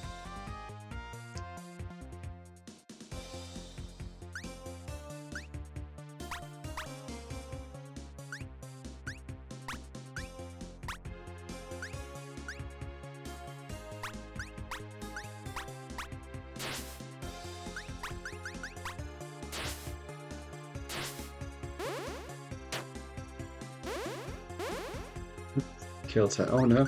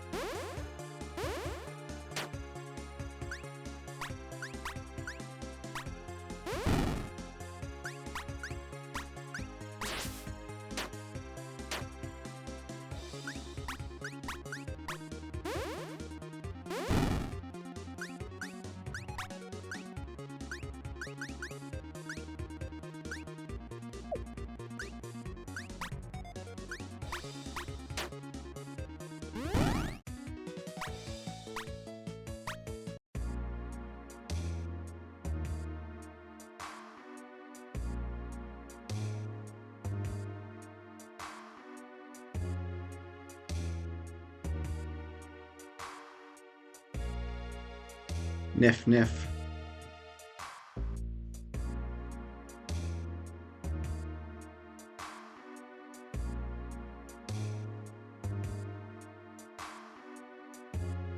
Hey, look, a chest. You find 1,000 bucks. Nice. We could use that. Gabe gifted Tycho's magic pot to a hobo. Try Hobo Ella.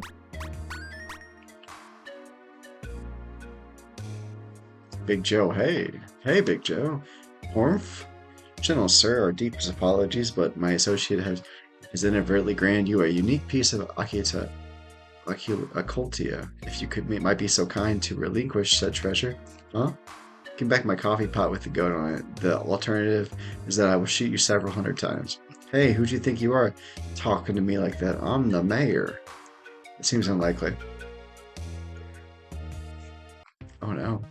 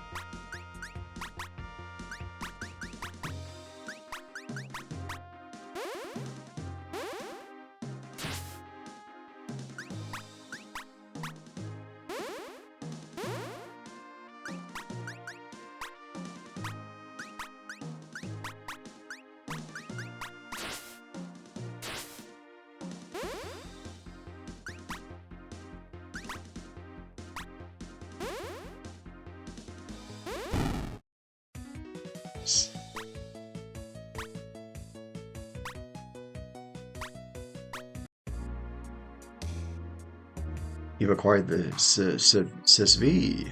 He might do with a bit of cleaning. Big Joe, what have I done? Your only crime was loving a dude and a flying goat a little too much, and for that we shot you and punched you and did whatever Jim does. There, Gabriel. Big Joe is in a better place now. There's a heaven for hobos, and he is no doubt has joined his brothers there. Or whatever. Anyway, now that we have the surveys back, we need to get ourselves to another leak. Luckily, I had no close one. The alley by the startling developments there can shape them off your map. There. Well, now that we've beat Hobo Alley, I think it's a good time to pause here. We got a good 2 hours into the game. Just make sure.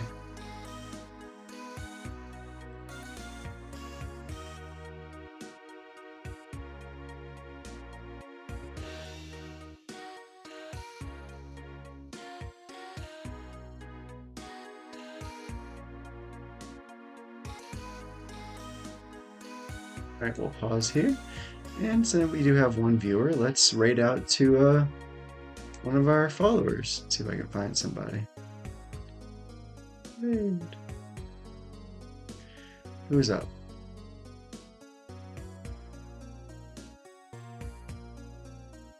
We know we gotta raid to our friend there.